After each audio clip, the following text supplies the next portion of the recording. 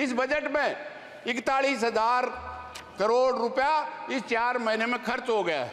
आज ही मंत्री जी उत्तर दे रहे थे कि हम 100 दिन का काम देने की गारंटी है। एक भी स्टेट ऐसा नहीं है जहां काम मांगने वालों को 100 दिन का काम दिया हो, जिसमें सबसे ज्यादा महिलाएं 90% जाती हैं, जिसमें 80-90% SC और ST की महिलाएं होती हैं, लेकिन उनको इस देश की संसद के बनाए हुए कानून की 100 दिन की गारंटी, साल में काम देने की गारंटी है, उनको काम नहीं दिया जाता, उनको समय पे मजदूरी नहीं दी जा सकती। 4-4 महीने लोगों को मजदूरी नहीं दी जाती। और राजस्थान वो है। माननीय सदस्य अमरा राम जी। माननीय सभापति महोदय, आपने बजट पे बात रखने के लिए अनुमति दी, इसके लिए तो मैं आपका आभार व्यक्त करता हूं। और जो देश का किसान, देश का जवान, देश का गरीब और महिलाएं जिन आशा कर रही थी, मैं समझता हूं ये बजट उनकी समस्याओं के समाधान के लिए नहीं रखा गया है। जहां कहा जा रहा है आज किसान इस देश की आज़ादी के 75 साल बाद भी अगर इस कृषि संकट के कारण वो आत्महत्या कर रहा है, मैं समझता हूं अंग्रेजों के वक्त, राजशाही के वक्त भी आत्महत्या नहीं करता था, इससे भी बुरी स्थिति थी। लेकिन आज इस कृषि संकट के कारण इस देश का किसान और खेत मजदूर जो जिंदगी अपने खेत पे या मजदूरी पे चलाता है, वो आज आत्महत्या कर रहा है। इससे बुरी बात नहीं हो सकती। और उनके समाधान की बजाय उनके साथ जो खिलवाड़ किया जा रहा है, मैं समझता हूं कि इससे बड़ी बात नहीं हो सकती। आज वो अपनी पैदावार का किसान केवल MSP मांग रहा है, न्यूनतम समर्थन मूल्य की गारंटी मांग रहा है, वो देने के लिए सरकार तैयार नहीं है। और जिस तरह से आज उस किसान को लूटा जा रहा है, आप अंदाजा कीजिए सभापति महोदय, 15 रुपये में जो हमारे कृषि मंत्री जी जहाँ से आते हैं, 100 रुपये में बीज ला करके लहसुन बोया था और 5 रुपये में लेने वाला नहीं था। किसान उनसे भाव मांगने गया, उन्होंने मंदसौर में गोली देने का काम किया और 5 किसानों को मौत के घाट उतारने का काम किया। 15 रुपये में जो फसल पैदा करता है उससे खरीद के 300 रुपये तक बेचते हैं, जब तो देश विकास करता है। और उस किसान को अगर उसकी लागत और मेहनत के अनुसार थोड़ा मुनाफा जोड़ करके गारंटी दे दी जाए तो देश विनाश कर देगा। मेरे यहाँ सीकर से मैं आता हूँ, वहाँ प्याज पैदा होता है, जब किसान पैदा करके लाता है 5 रुपए में कोई लेने वाला नहीं होता, और जब वही प्याज बड़ी बड़ी कंपनियों के गोदाम में चला जाता है तो वही प्याज 65 और 70 रुपए बिकता है। आम आदमी 65 और 70 रुपए में खरीद के खाता है। जब देश विकास करता है उसको भाव नहीं मिलेगा, उसको सस्ता नहीं मिलेगा। आज हालत ये है, खेती के अलावा किसान अपना दूध पैदा करके इस देश को मक्खन खिलाता है, दूध पिलाता है।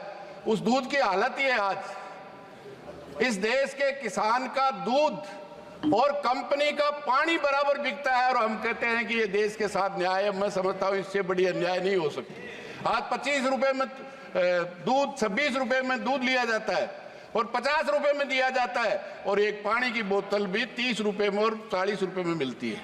मतलब अमीर का पानी और किसान का दूध अगर एक भाव बिकता है और सरकार में बैठे हुए लोग कहते हैं उस किसान के साथ हम न्याय कर रहे हैं, तो मैं समझता हूँ ये इससे बड़ी अन्याय नहीं हो सकती। ये सरकार बढ़ते ही भूमि अधिग्रहण अध्यादेश लेके आई, इस देश का किसान लड़ा, अध्यादेश पास नहीं कर पाए, फिर काले कानून लेके आए।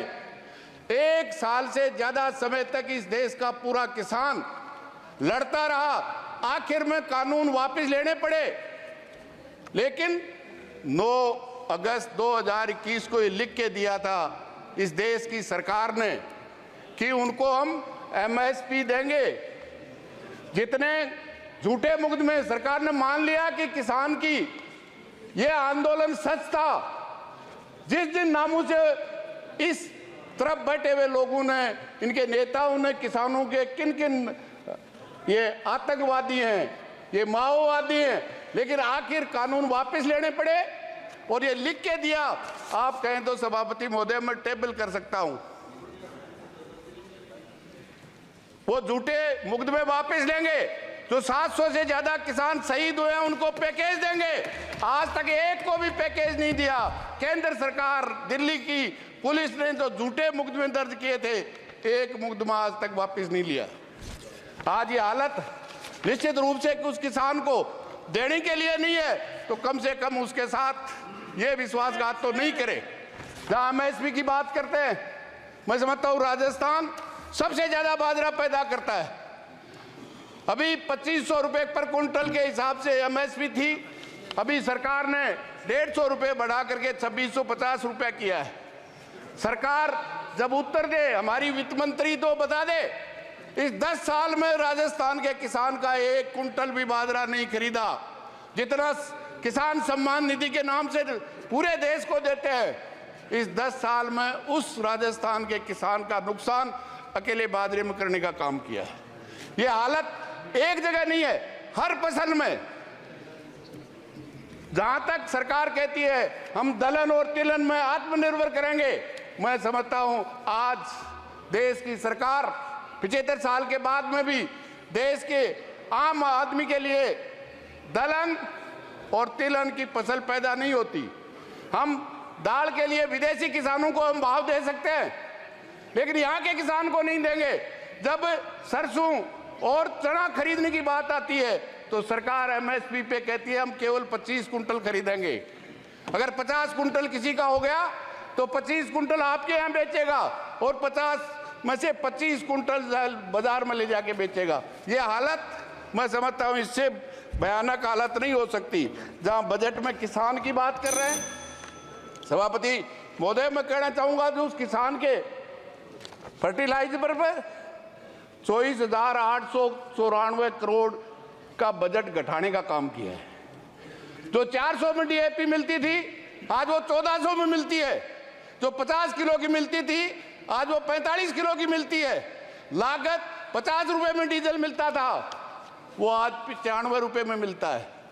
खाद हो, बीज हो, डीजल हो, सब कंपनियां माला माल है और काम लेने वाला निश्चित रूप से बेहाल है। जहां मनरेगा में जितना 86,000 करोड़ रुपया अलॉट किया गया है, इस बजट में 41,000 करोड़ रुपया इस 4 महीने में खर्च हो गया है। आज ही मंत्री जी उत्तर दे रहे थे कि हम 100 दिन का काम देने की गारंटी है।